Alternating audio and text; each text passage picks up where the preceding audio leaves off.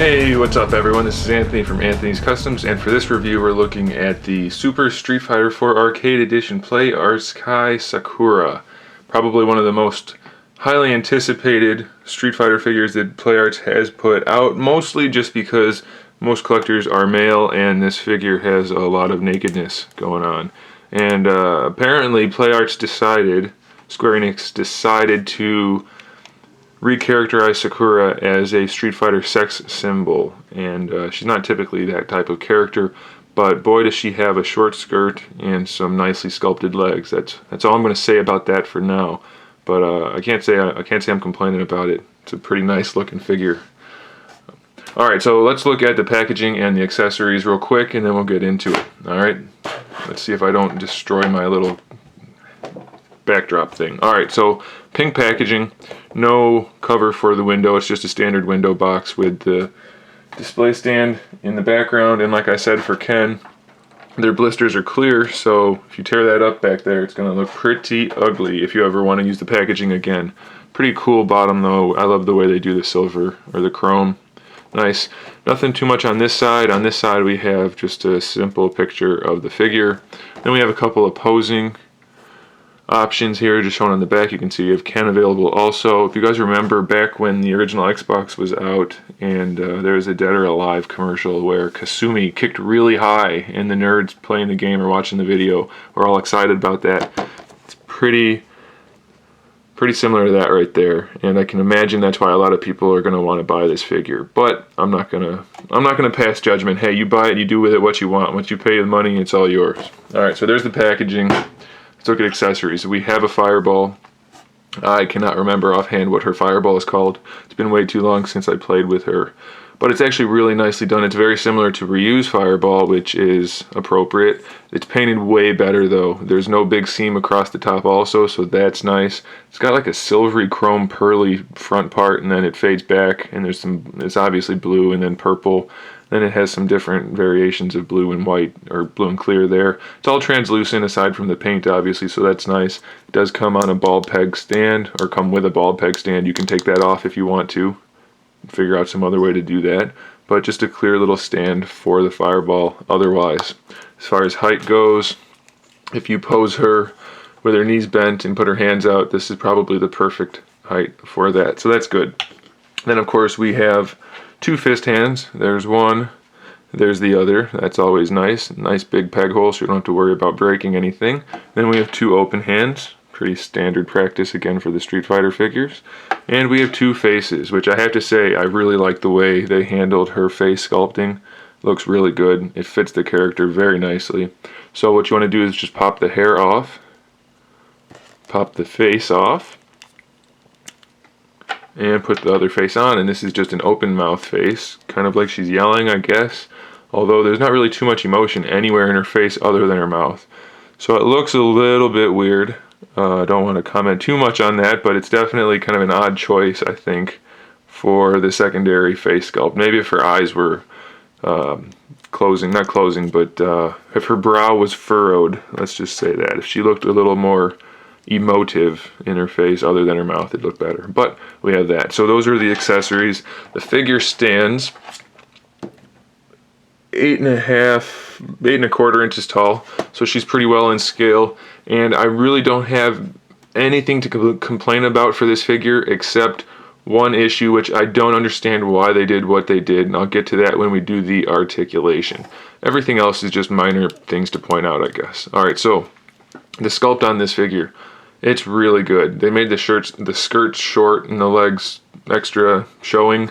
Some people may complain about that. I think it looks fine. I don't think it's too far off from the Street Fighter 4 version of Sakura, so I'm perfectly fine with that.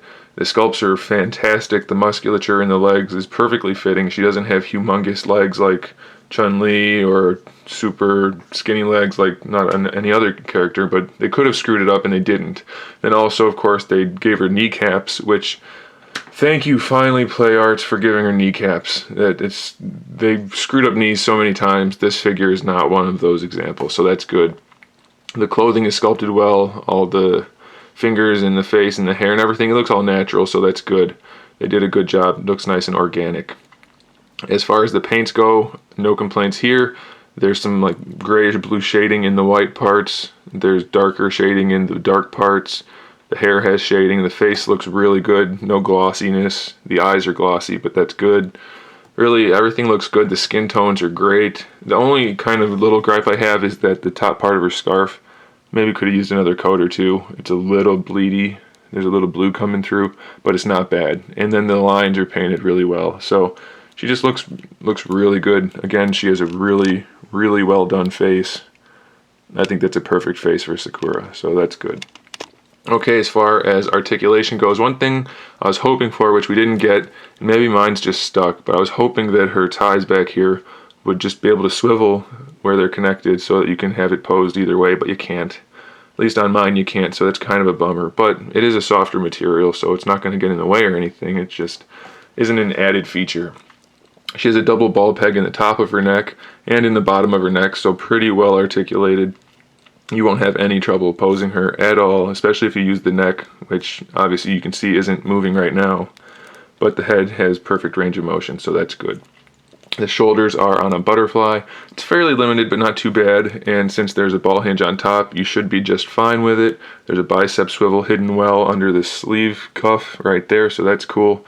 Ball hinge right here, it's ratcheted, and then it swivels at the top and at the bottom. Same piece of articulation for the wrist. If you'll notice though, this has the center part as a center part actually. This one just has the two pieces, and the peg comes off of only the one piece. I'll show you. So even though it's a nice big peg and the hands aren't too tight, you do need to use some caution because it's only connected on the one side, and you could break that a little more easily than if it was connected on both sides.